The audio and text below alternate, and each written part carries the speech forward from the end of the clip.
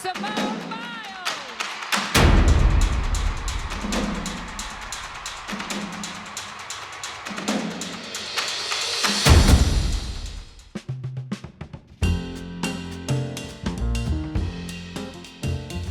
Simone was flipping around because she was a very hyperactive child.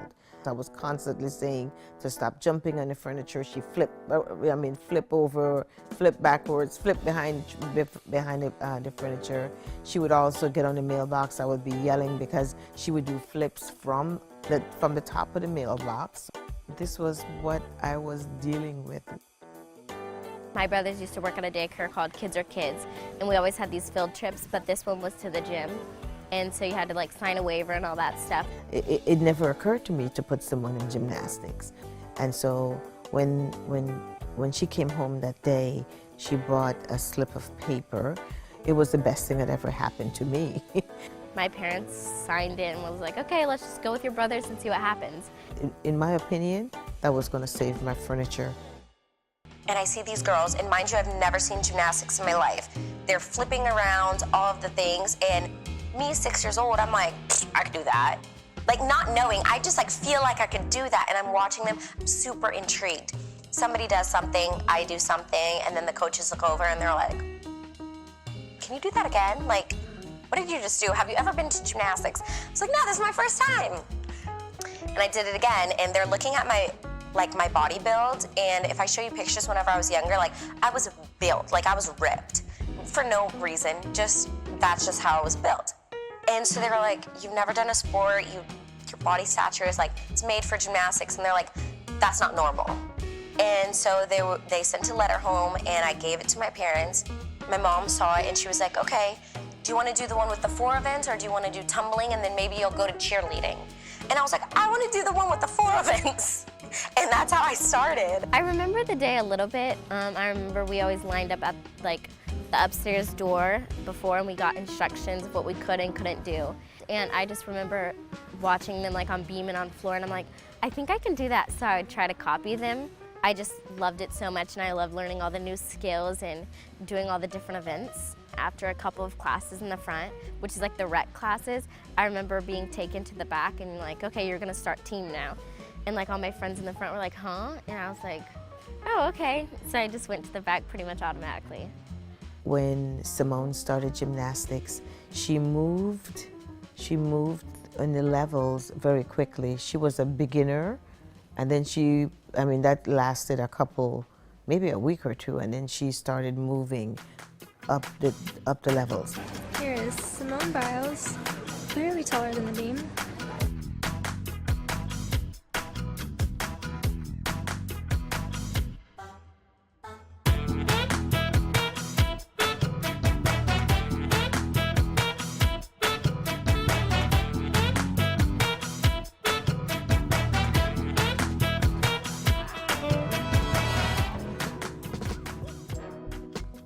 This girl, she just had to believe in herself, and she just had fun with all the opportunities that came. At that point, I was only 15 or 16 years old, training so many hours for just a dream that I was trying to achieve. 2013 was when she was a senior, and that was when things just changed for Simone. I remember it was January, and I sat with Simone so that she could write her goals. It's something that we do as a family. I encourage all my children to write their goals for the year. And of course, she sat there and wrote what her goals were for the year. And I remember it was American Classic to get on the podium for American Classics, for Secret Classics, and for P&G.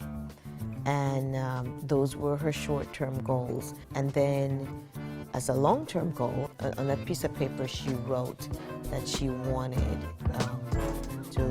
she just wrote World Championship.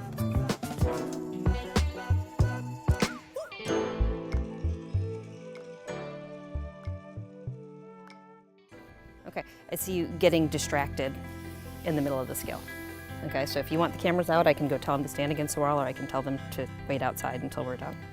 Okay, if not, you need more focus, okay? You were close to perfection on beam yesterday. And that routine had 2 falls, broken connections, and just some sloppy things that you don't need to be doing. So do you want me to tell them to not film? Okay, then get more focused. Pressing down, good. Shoulders tall on this, pulling back, bottom on up, good. Square. Getting into this sport, any sport that at the competitive level that you're dealing with, you have to have such discipline and drive, and I'm wondering, like, where did that come from, this competitiveness in you? I don't know, but if I had to pinpoint, like, my parents were very hard workers. Me and my sister were pretty much always on top of our schoolwork, and we were just kind of self-driven, and I don't know where it came from, but I think it started from my parents, just seeing how hard they work, everything that they've done for us, for our siblings. Going into all-around finals, I was really nervous just because everyone had put so much pressure on me to three-peat. And I knew I had the ability to do it, but that wasn't my main focus. It's always to get on top of the podium, to do the best competition of my ability that I can. Even if you have a rough day, you have to pretend like it never even happened and come back in. You have to act like you nailed it, and you have to sometimes pretend that you're not angry, or you just have to, sometimes you have to put a smile on and fake it.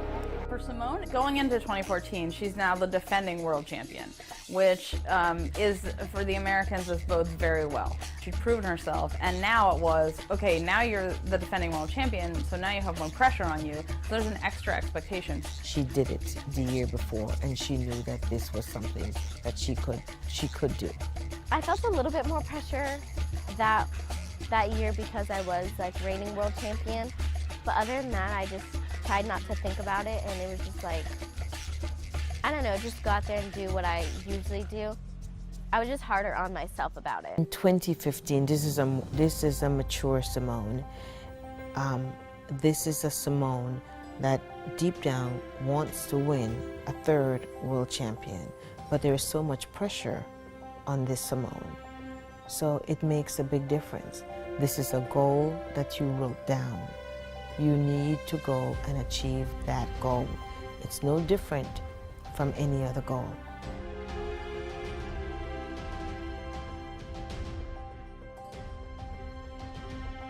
One thing that we've always done really well is that every day is a new day. So even if we have not such a great workout the day before, we come in the next day and it's a new day. You know, yesterday is gone, there's nothing we're going to do about it. We're going to just see how the day progresses on. And so since we've always had that kind of relationship, that's easy to carry over. There aren't a lot of changes we have to go through with our personal relationship. Well, we know the expectations are high from everyone else, but we try not to let it get to us. But we also expect very good things for ourselves, but we haven't really said anything yet, but we all just know, like, in the back of our head what we expect of ourselves and of our team. So I know we'll be pushing each other whenever we get out to camp and whenever we head out to Rio. So Sometimes feel for my daughter as an athlete, and that's simply because she's still 18. And I think about that, and I think about where I was when I was 18. I was not doing the things that Simone's doing. I didn't have the demands that Simone has and the pressure that Simone will have. over the years since 2013, I feel like I've handled all the pressure really well because I've learned to just not let it get to you because the extra stress isn't worth it. And if you don't need to stress, why? So just kind of not think about it.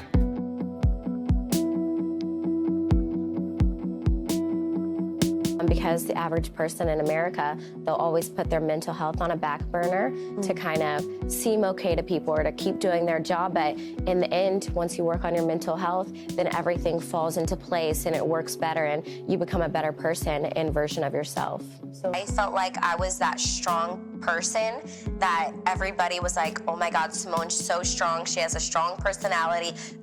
If you had something to describe me as, strong went before that word.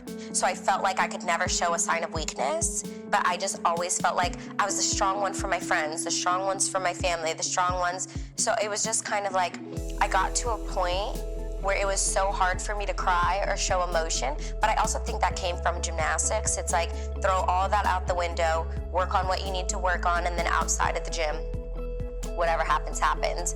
At that point, I was diagnosed with depression and anxiety, and I kind of knew I was depressed, but I hid it so well because I train 34 hours a week, so what do I always do whenever I'm at home? I'm in my room laying down, resting.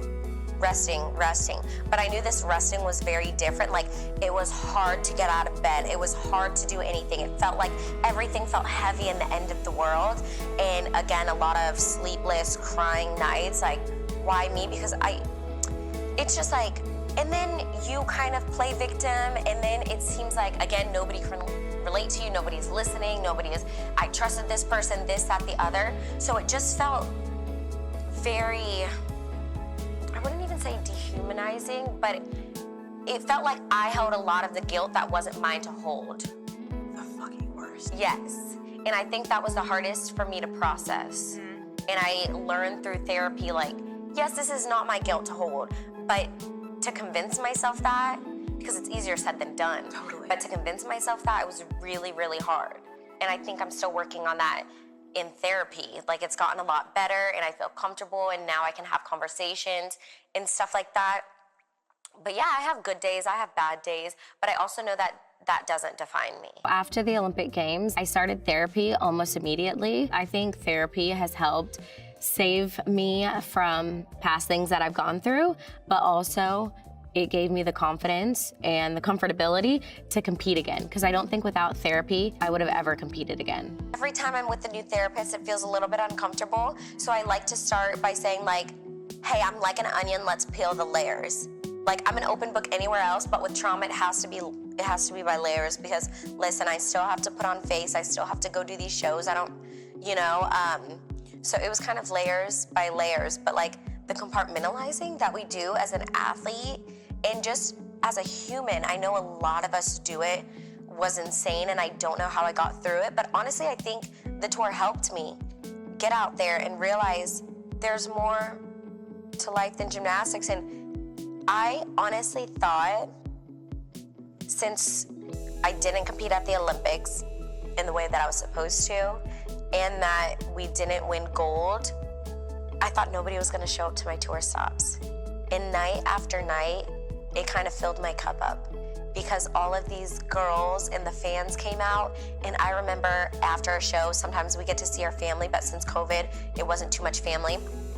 But my family and some of the producers were at a show, and we were in the back, we were eating dinner after the show, and I broke down crying, and I was like, I cannot believe people are still showing up. Why are they showing up? We didn't win. And that's when I realized, like, holy crap.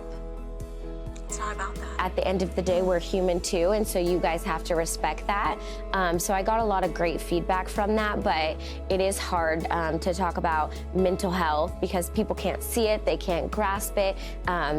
For them, it's not an injury, but it almost is, and it has a worse effect on you on a daily basis. Yeah. Hasn't been an easy journey, but it's definitely been worth it, and I'm so happy to be a voice for the voiceless and to kind of put not so much of a stigma on mental health, because I feel like it impacts everybody and affects everybody on a daily basis. So if I can be a barrier breaker for that, then I'm gonna do it.